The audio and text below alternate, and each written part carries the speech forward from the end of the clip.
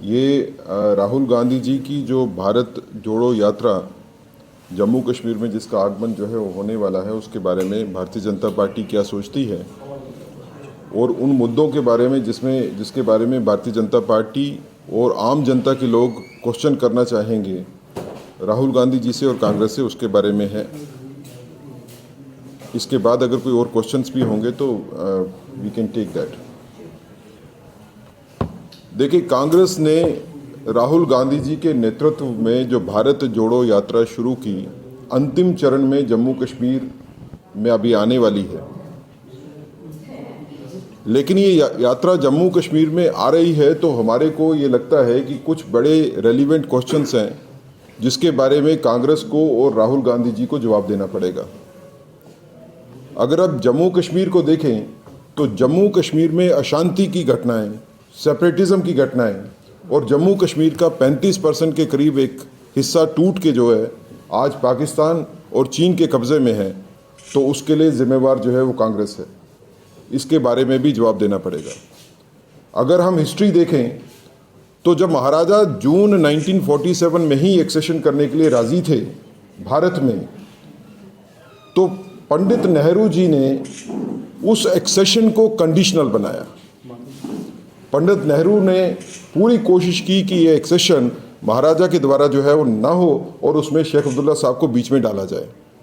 जो उन्होंने कहा कि उसमें लोगों की कंसेंट भी होनी चाहिए, पॉपुलर सेंटीमेंट होने चाहिए, जो पूरे हिंदुस्तान में और कहीं नहीं हुआ।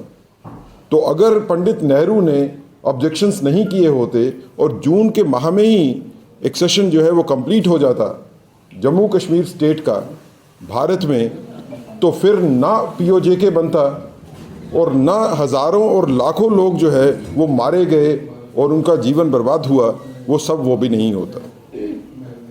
तो आज जब राहुल गांधी जी जम्मू कश्मीर में आ रहे हैं तो जम्मू कश्मीर के विस्थापित लोग जो पीओजेके से आए हैं वो क्वेश्चन ज़रूर करना चाहेंगे राहुल गांधी जी से कि आप बताइए कि पीओजेके पाकिस्तान के पास क्यों है। आज जोड़ो यात्रा पूरे हिंदुस्तान से होते हुए आज जो है वो पंजाब में है और आने वाले कुछ दिनों में जम्मू कश्मीर में आने वाली है।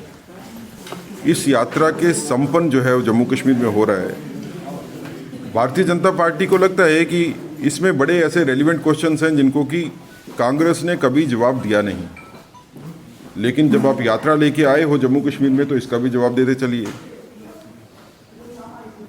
राहुल गांधी जी इस चीज़ का जवाब देंगे क्या कि नेहरू जी ने जब महाराजा हरी सिंह जी जो है वो एक्सेशन करना चाहते थे जम्मू कश्मीर स्टेट का भारत यूनियन में जून 1947 में, जिसके लिए मेहरचंद महाजन जी उनसे मिलने भी गए नेहरू जी से, तो नेहरू जी ने उसका क्यों स्वीकार नहीं किया?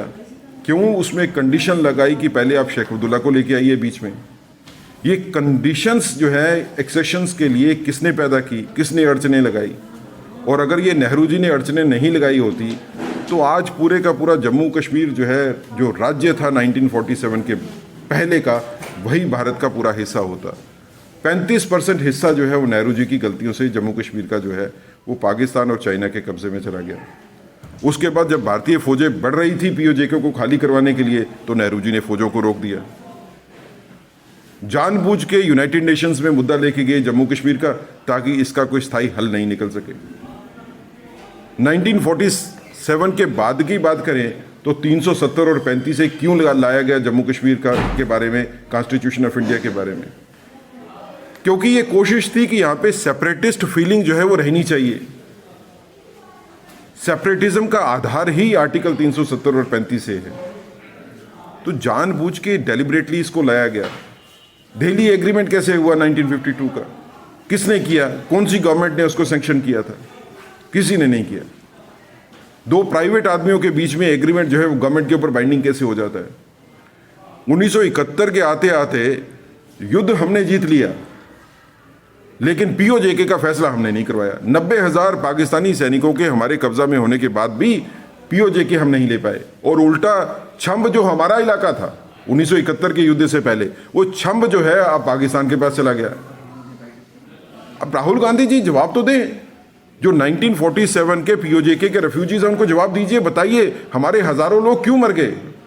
लाखों लोग पिछले 80 सालों से अगर विस्थापन का जीवन जी रहे हैं तो कौन रिस्पॉन्सिबल है? क्या राहुल गांधी जी माफी मांगेंगे जो नेहरू जी ने किया या जो इंदिरा गांधी जी ने किया 1971 में?